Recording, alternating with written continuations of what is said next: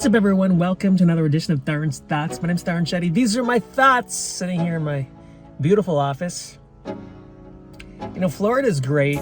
Well, actually, it's scorched earth, the summertime, but sometimes it's really pleasant. This is one of those days, like the windows are open. I'm trying to enjoy this weather. I got some comedy spots lined up this week, so I'm excited for that. See, that's when I know I feel like I'm doing the right things, when I get excited to do something.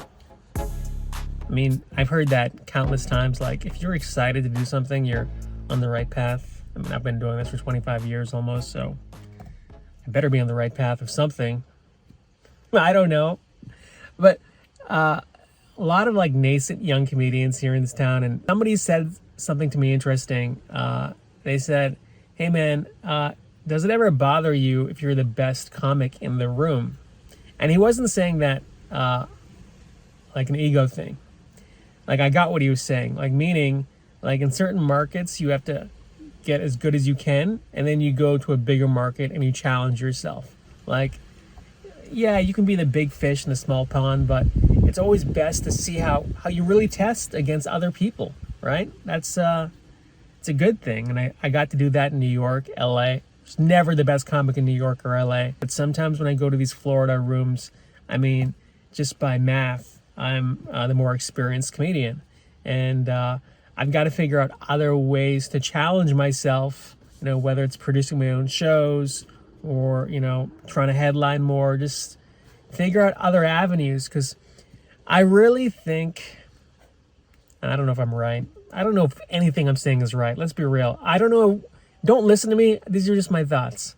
But I've made a career of just being uncomfortable, whether it's making movies with no money, doing stand-up at shitholes, you know, dating train wrecks. Like, I don't know. I just like taking chances and just doing things. I like taking the wrong road, maybe.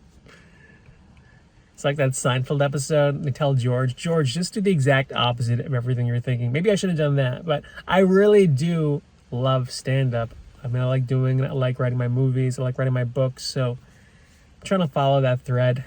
There's nothing wrong with taking the easy way out, I think. I know we're always told, like, oh, you got to be, you know, uncomfortable. But here's a story. Mutual friend of mine came back to the stage in LA. And this was reported to me from my stand-up buddy. And he goes, yeah, he came back and it just bombed. Like, he stopped doing stand-up like 10 years ago. And I was like, yeah, because he's like Arrested Development. Like, you kind of stop stand-up wherever you... Like, your stand-up career only goes as far as you take it, right? If you stop doing stand-up, then you're going to stop developing, and then that's it. You're kind of like frozen in time. So it makes sense this guy didn't do well on stage, but he probably doesn't care.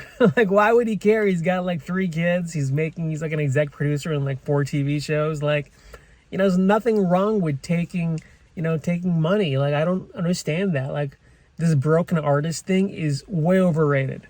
It is.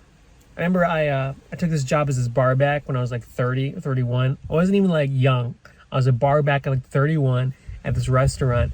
And part of me was like, oh man, I'm finally like being an artist. I'm like serving tables or wiping up dirty glasses.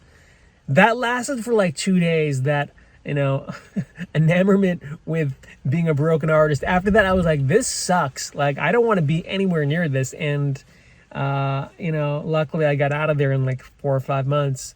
But the broken artist thing is overrated. And if you can make it when you're young, yes, there are definite trappings. Heck, I probably would have, you know, jumped off a bridge by now if I was successful when I was like 23 years old. But the firewalls and hurdles you have to go through as you get older, especially, and, you know, dealing with family dynamics, and you're supporting your wife, kids, like, you know, it gets tricky. It gets tricky. So I guess the grass is always greener on the other side. Not to use, you know, platitudes here, but it's true. And you guys still have been working out? I've been working out, like, I've been running every day. Who cares? You guys have a great week. Thanks for watching. See you. Bye.